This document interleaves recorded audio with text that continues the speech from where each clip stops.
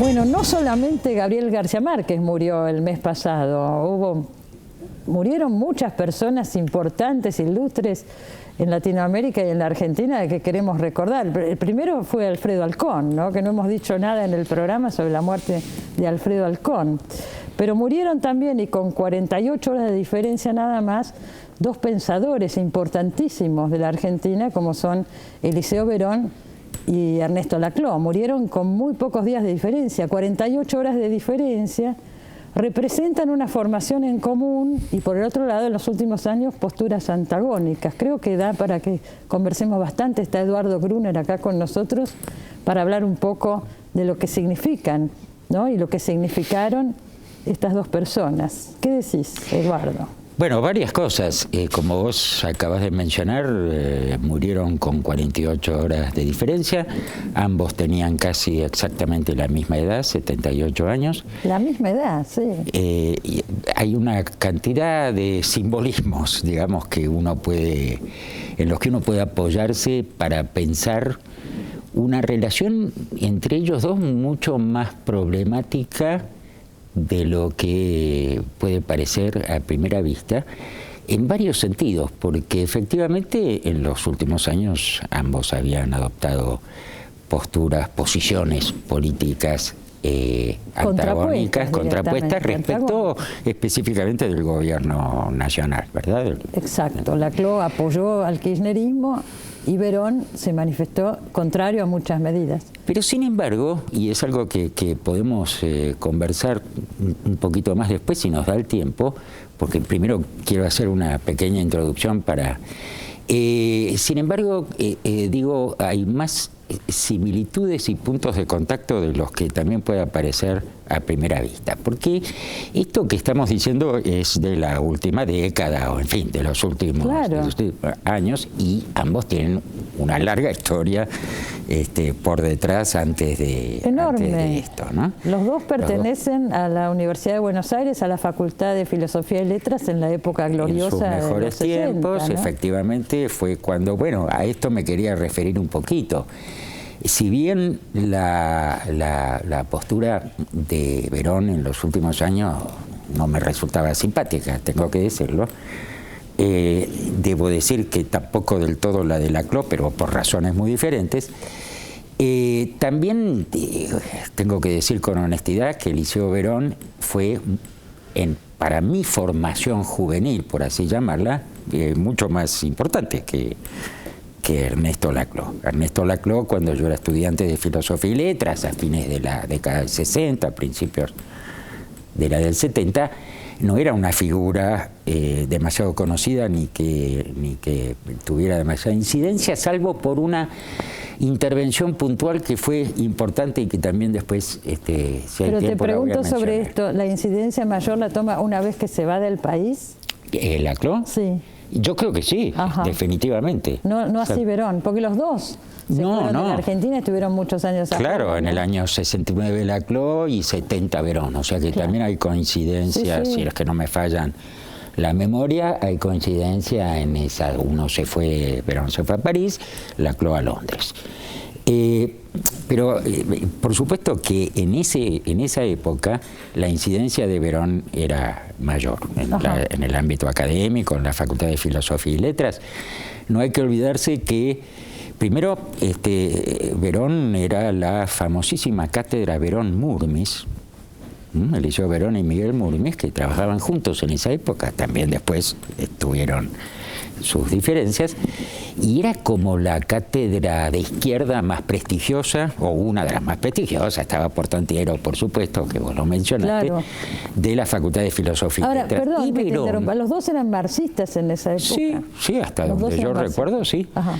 Y Eliseo Verón fue el gran introductor de Levi-Strauss en la Argentina, ¿no? Solamente porque tradujo al castellano él personalmente la Antropología Estructural, el primer libro de Levi-Strauss que nos llegó, sino porque ya en su cátedra y en sus trabajos de la época había introducido ese pensamiento por el cual yo le tengo que estar inmensamente agradecido, porque me inició él y Juan Carlos Indart. Después me iniciaron a a la obra de ese pensador sublime que es para mí Lévi-Strauss, ¿no? Y después Verón fue fundador.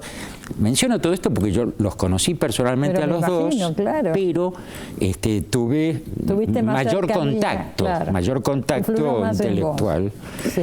Porque Verón después fue fundador de la revista Lenguajes en el año 72 y de la Asociación Argentina de Semiótica en el 79, en la que yo también estuve comprometido con Oscar Steinberg, Oscar Traversa, Lucrecia Escudero, Claudio Guerri, bueno, ya no me acuerdo. Vamos a marcar también lo que era la universidad en esa época, bueno, concretamente la Facultad de Filosofía y Letras, ¿no?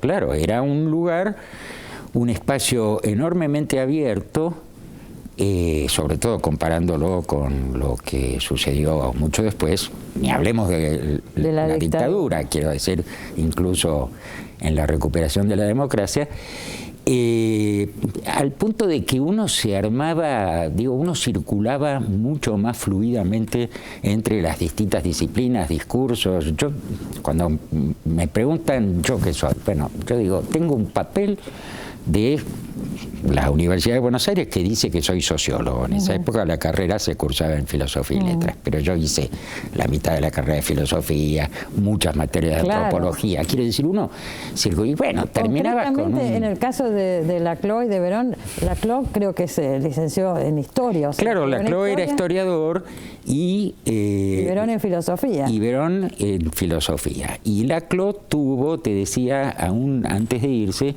una intervención que, bueno, en su momento fue importante en un gran debate que hubo sobre, está el libro publicado por Pasado y Presente, sobre los modos de producción en América Latina, ¿no?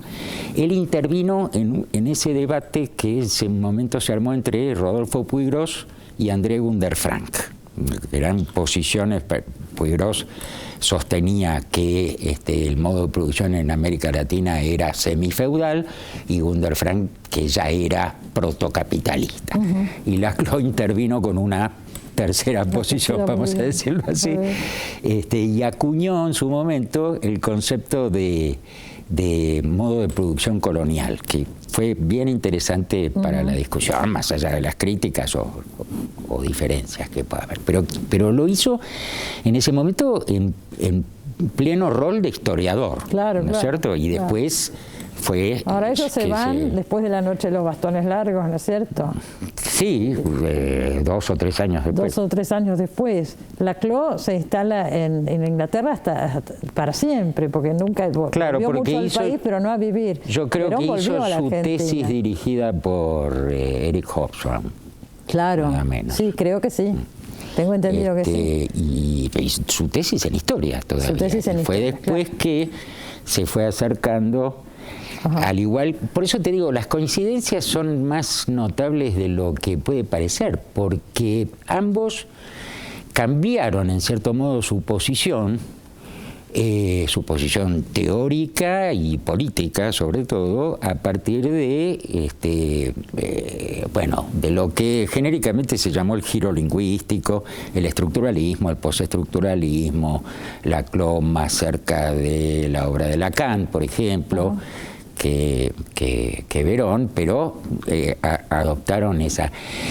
Y fíjate que pasa una cosa extraordinaria, que me parece que no ha sido dicho, para añadir simbolismos.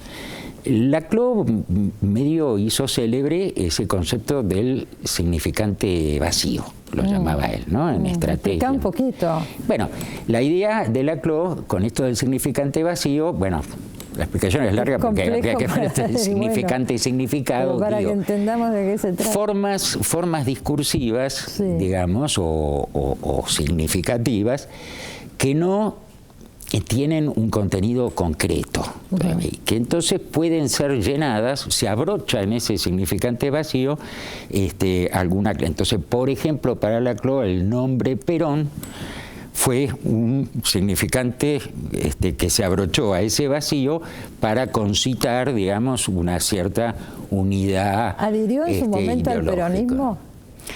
Ahora te cuento eso, pero a lo que iba es que esta idea del significante vacío de Laclos, si yo la interpreto bien, proviene del concepto de significante flotante de Levi-Strauss. Nos estamos complicando mucho para el... Bueno, para un pero el significante flotante de Levi-Strauss fue lo que usó Eliseo Verón en la década del 80 en un famoso texto escrito con Silvia Sigal que se llama Perón o muerte, donde explicaba, algo así como 15 años antes de Laclos, explicaba el fenómeno discursivo, digamos así, cultural del peronismo. ¿No?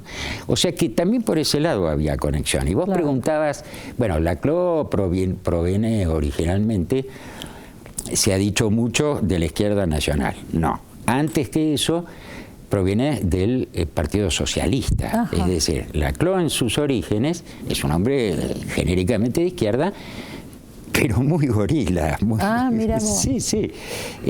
Y después se acerca, después de la Libertadora, digamos, y en el contexto de la resistencia peronista, de cierto entusiasmo inicial o adhesión inicial o apuesta inicial por el frondicismo, ¿no?